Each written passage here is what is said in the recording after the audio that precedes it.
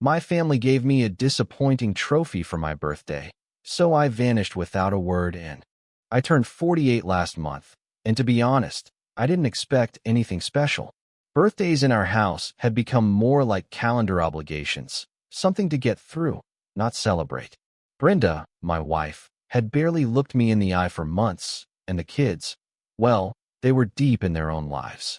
Cassidy's off at college now, 20 and already carrying herself like she's the CEO of some invisible empire. Mason's 15 and locked into his gaming setup like his soul lives somewhere in a digital war zone. I've been the constant, the background noise that keeps everything running. And I've never complained, at least not out loud. That morning, Brenda sent me a text. Make sure you're home by 6. Dinner for your birthday. Just us. It wasn't flowery or affectionate, but it was something. I stared at that message longer than I'd admit. For some reason, it stirred this ridiculous little ember inside me that maybe, just maybe, they had finally seen how much I do, how many things I've quietly let go of to keep everything stitched together. My shift ended at 4:30. I didn't even stop for gas, even though the needle hovered close to empty. Got home at 5:47, parked the truck, sat there for a moment watching the house through the windshield. I'd painted the trim on that house myself last summer in 90-degree heat, while Brenda scrolled through remodeling ideas on her phone. Inside, it was quiet. A strange kind of quiet, like the calm before something sharp. I showered, scrubbed off the factory grit that never quite washes away, and put on the dark green button-down Brenda bought me 3 Christmases ago. She'd called it presentable without trying too hard, which had felt like a compliment at the time.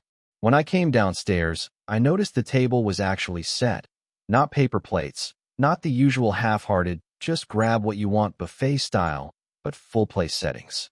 The good china even, the kind Brenda only used when her sister visited from Tampa. There were candles too. Real ones, not the fake tea lights in dusty holders from the pantry. And for the briefest moment, something in my chest shifted, like a rubber band pulled tight was finally being allowed to go slack. Brenda gestured to the head of the table like she was announcing the king's seat. Cassidy had her phone out, already filming, which should have been my first warning, but I chalked it up to kids and their constant need to document. Mason smirked without making eye contact, just like always, and mumbled something that sounded like "Happy Birthday." They all sang. The candles flickered in the kind of way that makes a man want to believe in something again. After the singing, Cassidy handed me a box. It was wrapped, not lazily either, but with shiny blue paper and a ribbon tied like someone gave a damn. I took my time opening it, which Brenda's always told me I never do. Inside was a small trophy, gold-colored plastic, maybe 6 inches tall. I turned it slowly, expecting it to say something dumb like "World's Best Dad" or "Still Kicking at 48. But no, the engraving read, "World's #1 Letdown." I stared at it, not because I didn't understand, but because I did. The laughter started slowly, then picked up. Brenda slapped the table and doubled over. Cassidy zoomed in on my face with her phone and told me to give an acceptance speech. Mason high-fived her. The room buzzed with joy that wasn't mine. I think I smiled. I must have, because I remember Cassidy saying, "Oh my God, Dad's doing the face," like it was a family inside joke. That stupid little face I've learned to wear, the one where my lips turn up and my eyes stay flat. I raised the trophy like I was accepting an Emmy and muttered something about being honored. The cake was store-bought. Chocolate with vanilla frosting. Only 4 candles. Not 48. No one wanted to spend time lighting that many flames, I guess. I made a wish that I can't repeat. Not because it was dirty or dark, but because it was final. They ate, talked about some reality show they were obsessed with. Something with rich women yelling in nice houses. I nodded in the right spots, didn't touch the cake. The trophy sat beside my plate, catching the flicker of candlelight. Every slight movement made that word, "let down," glint like it was taunting me. After dinner, they moved to the living room. The TV came on. Laughter returned, this time more relaxed, unfiltered. I stayed behind, cleared the plates, wiped down the table, wrapped up the cake. The usual routine. My routine. In the kitchen, I could hear Cassidy replaying the video. "Look at his face when he reads it," she said, and they laughed again. I placed the trophy on the mantel. Maybe that's where they wanted it. A centerpiece to remind me, and them, of the joke.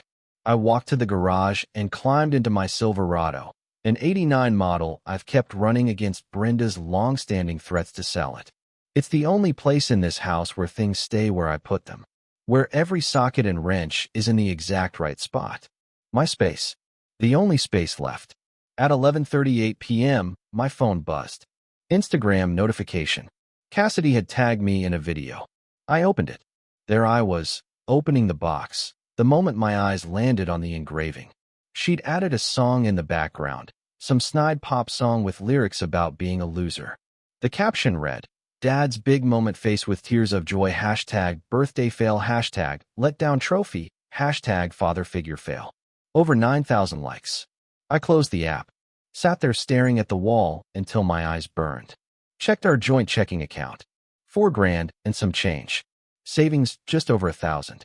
Brenda's emergency stash, the one she thought I didn't know about, probably 15,000 tucked away in her own name. I sat there listing everything in my head, what I owned, what I could walk away with, what was in my name alone. I'd spent 25 years keeping this machine running, even while it broke me piece by piece. And for what? A plastic joke that said everything they'd never had the guts to say out loud. It's 3:17 in the morning now. I'm in the garage again, writing this on my phone.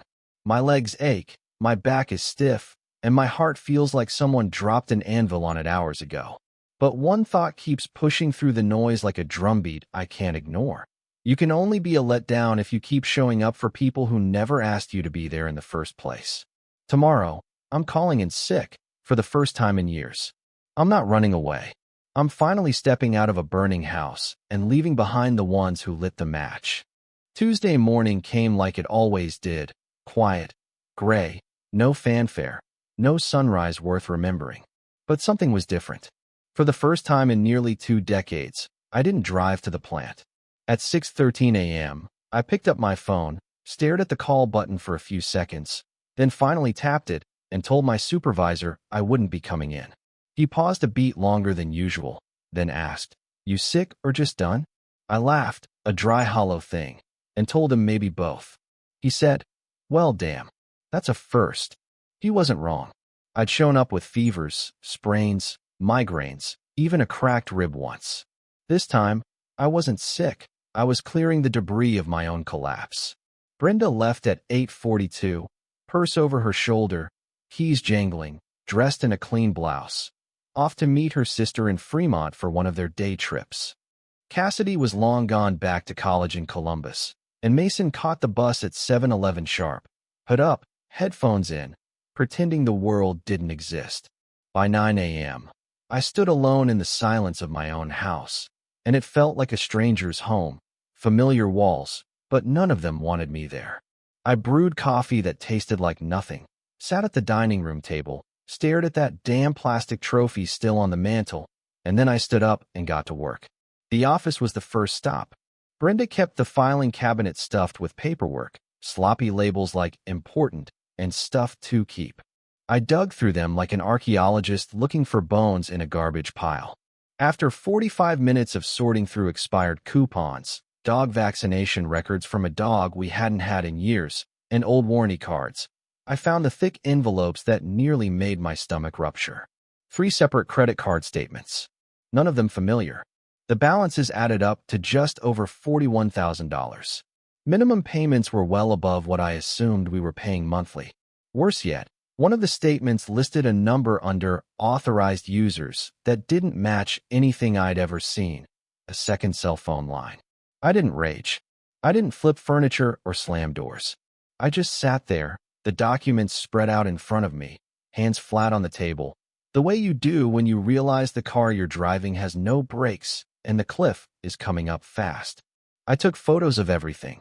Each page, every balance, every name and address. I made sure to capture the "Do Not Touch My Stuff" label in red marker on the folder. You can't make this kind of thing up. I put everything back where I found it, closed the cabinet, and stood up like I was shedding a layer of skin. Drove across town to the other branch of our bank, not the one Brenda and I usually used. Didn't want to run into familiar faces. Walked up to the teller, asked for a meeting with a personal banker. When she asked if I was opening a new account, I nodded and said I needed something just for me. She looked at me, kind eyes, asked if everything was okay. I lied with the truth. Sometimes you ignore the check engine light too long, and eventually something blows. She nodded, like she'd heard it before. Maybe she had. By noon, I had a checking account with only my name on it and a change of deposit form filled out and ready for HR. I got the name of a financial advisor, someone who might help me figure out the puzzle of starting over when you're already halfway through the game. I walked out of that bank with a folder tucked under my arm and a sense of quiet that I hadn't felt in years. Not peace. Not yet. But maybe the early stirrings of it. At the grocery store, I bought a prepaid burner phone. Nothing fancy, just basic calling and text. No apps, no distractions. Paid cash. Activated it in the parking lot. I punched in the number of a guy I hadn't spoken to in over a year. Marty, an old friend who'd done maintenance with me at an older job before moving on to managing a few apartment buildings. When he answered, it was like no time had passed. I asked if he had a place available, something small, clean, not too far out. He said he had a one-bedroom open in Port Clinton, nothing glamorous but solid. I told him I could bring cash by that afternoon. He laughed and said, "You running from something or just tired of being stepped on?" I told him both. He didn't ask more. By 2:30, I stood in a bare, freshly painted apartment with beige walls and hardwood floors that still smelled like polish. There was nothing in it yet, just a mattress rolled up in the corner and the echo of my footsteps. But it felt like breathing for the first time. Marty gave me the keys, slapped my shoulder, told me I could move in that night if I wanted. I gave him first and last month's rent. No lease yet, just a handshake and a promise. I trust Marty more than I trust most of the people I've shared my house with. Wednesday came fast. I went into work like nothing had changed. I volunteered for a 5-day regional training session in Youngstown that everyone else avoided like the plague. It was the perfect excuse to vanish for a bit. By evening, I was back at home, where the silence didn't feel peaceful anymore. It felt performative, like everyone was pretending to be okay because it required less effort than caring. At dinner, I asked Brenda if she'd ever consider seeing a counselor. She laughed, actually laughed out loud, and said we didn't need some stranger charging us $100 an hour to tell me to stop being so uptight. Cassidy, who was home for the weekend, rolled her eyes and muttered something about me being dramatic. Mason didn't look up from his phone. No one asked why I looked tired. No one asked if work was wearing me down. They just ate, talked, and left their dishes for me to clean. Routine, always routine. Thursday, I signed the lease with Marty, handed over the security deposit, and got the keys officially in my name. The apartment smelled like fresh beginnings, paint, polish, and the faint aroma of something I couldn't place but welcomed. Marty helped me move in a used mattress and folding chair he had in storage. I thanked him. He handed me a beer. Real friends don't pry. They just pass you a cold one and say, "Let me know if you need a second hand." Friday at lunch, I requested a loan from my 401k. Not all of it, just enough to create a buffer so I could breathe while I figured out the next phase of my life. I'd never touched it before, never even looked at the account beyond watching the numbers grow in silent satisfaction. The system said it would take 5 business days. That night, Brenda mentioned wanting to redo the bathroom. Said she'd been pricing out fixtures, probably around $12,000 total. Asked if I could pick up more overtime. I nodded, smiled, promised to look into it. She had no idea I wouldn't be there long enough to see a new faucet installed. Saturday morning, Brenda and the kids drove to her mother's place in Mansfield. They go once a month, stay overnight, come back Sunday night. With the house empty, I didn't hesitate. I went room to room collecting only what belonged to me. Clothes, my father's old watch, my high school football ring, the photo album of my parents in younger years, and the record collection I've been curating since 1991. Nothing that wasn't earned. Nothing they could claim. I packed it all into 2 duffel bags and 3 boxes. I didn't forget the garage. That was the one place I moved slowly, almost reverently. My tools, my real tools, the ones I'd spent years buying piece by piece. Each wrench, each socket, each driver, They came down off the pegboard and into their cases like soldiers returning from war. When I finished, the wall looked like a mouth missing teeth, and I felt an ache I hadn't anticipated. By the time the sun dipped low, the apartment had shape. Not home, not yet, but shape. The mattress rested on the floor. My toolbox sat along the wall. The records were stacked neatly in a milk crate. I had a folding table for meals, a folding chair to sit in. It wasn't much, but it was mine. And when the silence came that night, it didn't sting. It whispered, "You're finally moving. You're finally free." Sunday morning arrived quiet, slow, and steady, like a held breath just before it breaks. I sat at the folding table in my new apartment, bare walls and all, drinking black coffee from a chipped mug I'd found at a thrift store on the way back from the hardware shop. There wasn't much in the place yet, but it didn't feel empty. It felt deliberate, like I'd finally cleared the clutter I'd been drowning in for years. The mattress on the floor didn't complain, the walls didn't talk back, and no one was asking me where I left the remote or why I hadn't fixed the leaking faucet yet. I wrote 3 letters that morning. I didn't plan to, but the words just came like floodwater pushing through cracks in an old dam. The first was for Brenda. I told her I was leaving. No theatrics, no accusations screamed into the void, just the truth, laid out in straight lines like the rivets in my old pickup's tailgate. I told her I wouldn't contest a divorce if she wanted one. I mentioned the credit cards, the debt I hadn't agreed to, the phone bill for a second line I never used. I told her I'd support Mason because he was still our kid, still a minor, but I wasn't interested in financing anyone's lifestyle anymore.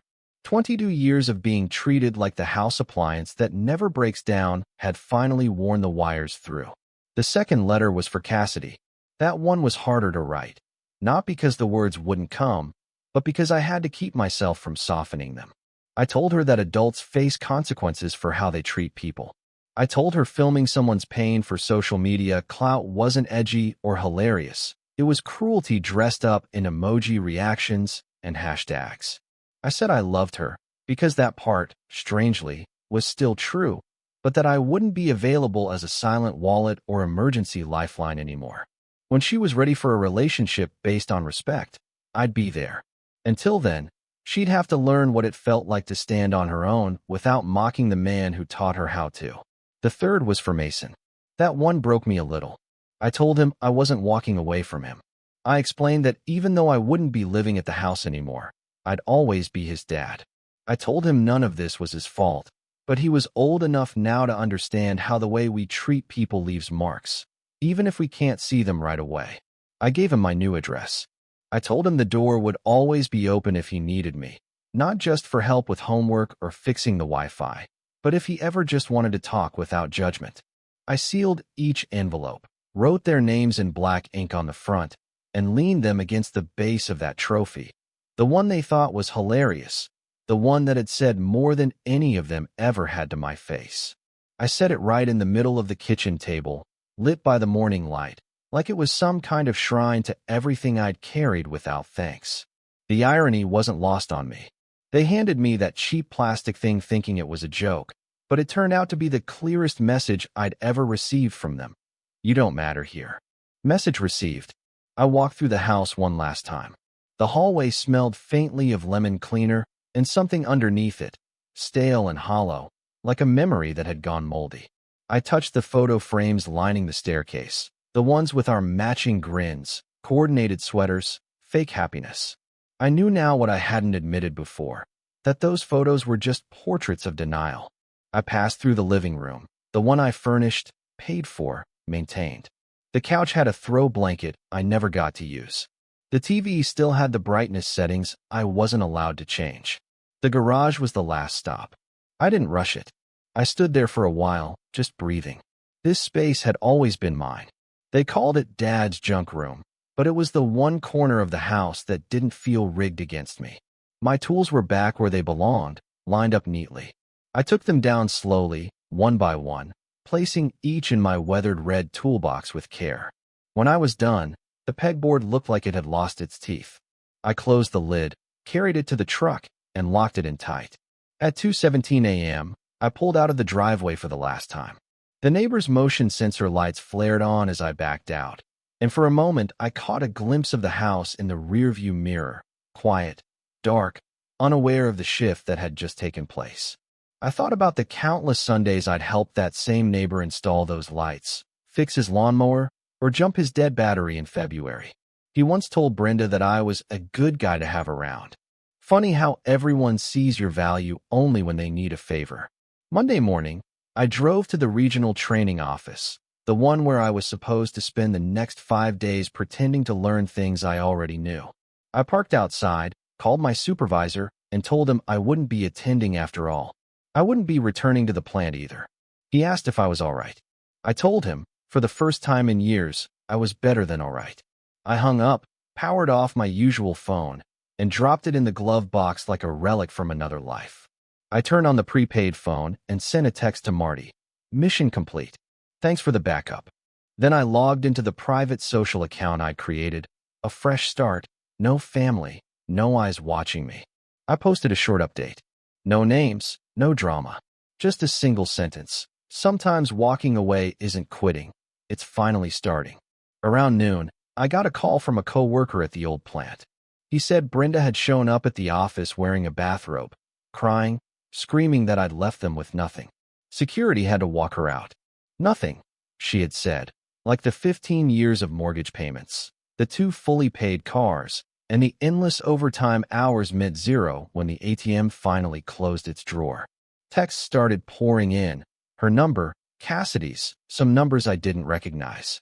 Probably Brenda's sisters, or maybe one of her book club friends who only ever showed up when there was wine involved. I blocked them all. Except Mason. I couldn't block him. He hadn't messaged yet, and the silence from his side of the screen was louder than anything else. 3 days passed. The world didn't end. The walls of my new place held strong. The truck ran fine. I got internet installed, bought a used TV from a guy in the next building, and treated myself to a burger that didn't come out of a microwave. I hung up my old Leonard Skinner poster, the one Brenda made me take down years ago because she said it looked tacky. I stood back and stared at it while Simple Man played from a Bluetooth speaker I bought for $20 at a pawn shop. I didn't feel regret. I didn't feel pride either. Just something in between, something closer to clarity. It was like I'd been holding my breath underwater for years, and finally, I'd come up for air. It was day 19 when Mason finally texted. Just 5 words. Hey Dad, Wi-Fi's not working. No punctuation, no emoji, just that straight-line honesty kids don't know they're losing until it's gone. I stared at the message for a long time, the kind of long where minutes feel like they're stretching you open from the inside. I could have ignored it. I probably should have. But this wasn't about Brenda or Cassidy or the house I'd walked away from. This was Mason, my son, still just a boy standing in the rubble of his parents' war, trying to figure out if the ground is still safe to walk on. I logged into the provider's website, paid the bill directly, and set up recurring payments, just enough to keep his schoolwork on track and his games running. A few minutes later, another message. Thanks. Mom's been crying a lot. 14 letters. 2 spaces. 1 sentence that landed harder than anything Brenda ever screamed. I sat in the truck outside my building, the sun sliding behind the horizon like a curtain being drawn on a play nobody wanted to see to begin with. I typed and retyped a dozen different responses before settling on. I'm sorry you're dealing with that. It's not your burden to carry. He replied once, just, yeah, and that single word held the weight of a kid too young to process abandonment and too smart to ignore what it really means when the man who paid for your cleats and built your gaming desk is suddenly just a name on your phone screen. I didn't push. He needed space, not another adult fighting for validation. On day 23, a certified envelope arrived at my apartment. Ruth was filing for divorce on the grounds of abandonment, which would have been laughable if it wasn't so predictable. I called the lawyer I'd spoken to before I ever packed a single box, faxed him the paperwork, and sent over all my documented financial records, pay stubs, bank statements, receipts, even the photos of her red Sharpa folder labeled, "My stuff don't touch." He wasn't concerned. Said the courts didn't look kindly on someone claiming to be left with nothing when their name was all over the spending, and the man accused of running had been quietly sending child support and paying utility bills since day one. Later that week, I ran into Tom, our old neighbor, at the hardware store. He spotted me in the plumbing aisle, gave me this stiff nod like he wasn't sure which version of me he was supposed to greet. After a few awkward beats, he asked, "So, the rumor's true?" I just gave him the cliffs, moved out, opened my own account, couldn't keep pretending things were fine. He rubbed his jaw, looked down at his shoes, and told me Emily, Cassidy, had dropped out of school and moved back home. Ruth was selling off her designer handbags, and the lawn hadn't been mowed in weeks. I expected to feel vindicated, maybe even satisfied. But all I felt was this dull, hollow ache, like winning a game I never wanted to play in the first place. On day 27, my attorney called. Ruth wanted to settle. Her lawyer must have walked her through the numbers and realized she didn't have a leg to stand on. We arranged to meet at a diner halfway between our two lives. It was a Saturday, 10 a.m. sharp, the kind of meeting you circle on a calendar and dread without knowing exactly why. She arrived 20 minutes late, dressed like someone trying to disappear into the background. Jeans, an old sweater, hair pulled back with none of the effort she used to insist on. No designer purse, no polished nails, just Brenda, stripped down and uncomfortable. She didn't look at me when she sat down, didn't even glance around the room to see if anyone was watching. She just opened her folder and started talking about asset division like we were haggling over a used car. Then, out of nowhere, she said the trophy was her idea, not Cassidy's. My coffee turned to acid in my stomach, and I set the mug down slowly, like even the weight of ceramic was too much to carry in that moment. She said she'd been angry for years, trapped in a life she never wanted, resentful of my long shifts and quiet dinners and stubborn optimism. She said the trophy was her way of finally expressing it, her way of being honest. I asked why she didn't just say something, just once, and she laughed. Laughed like I'd missed some obvious punchline. She said she had talked to me, but I never listened. But I remember the sarcasm. I remember the eye rolls. I remember every time she said, "It doesn't matter," when I asked if something was wrong. We wrapped it up quickly after that. She'd keep the house and refinance it on her own. I'd keep my truck, my tools, my 401k. We'd split the rest of the assets, but I'd only continue supporting Mason directly. No shared pool, no gray area. Before she left, she asked if all of this, was really what I wanted. She asked if I was really happier alone in a cheap apartment than in the home we'd built together. I told her the truth. The trophy wasn't a joke to me. It was a receipt. It confirmed what I'd suspected for years, that my sacrifices meant nothing to them, that I was never more than a background character in their story, a prop in their version of family. I told her my new apartment, bare walls and all, was paradise compared to a house full of people who laughed while calling me a failure. She didn't argue, just nodded and left. No apology, no anger. Just a woman who finally realized she'd broken something that couldn't be duct taped back together. On day 30, Mason asked to come visit.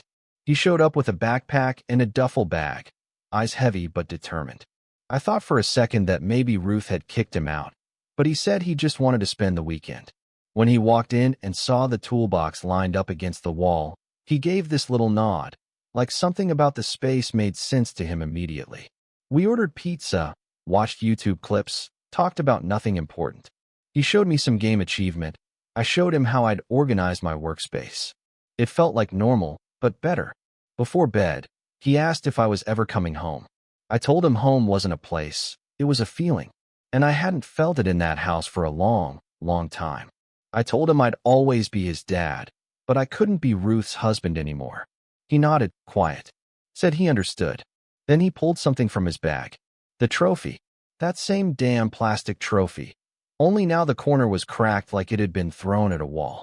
He said Cassidy had taken it down after I left, screamed something, and pitched it.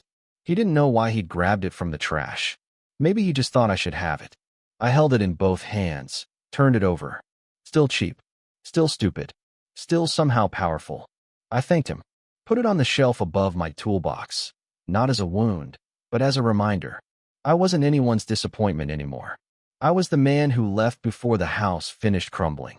I was the one who finally figured out how to walk away without looking back. Mason stayed until Sunday evening, and when I dropped him off at the old house, Ruth came outside for the first time since I'd left.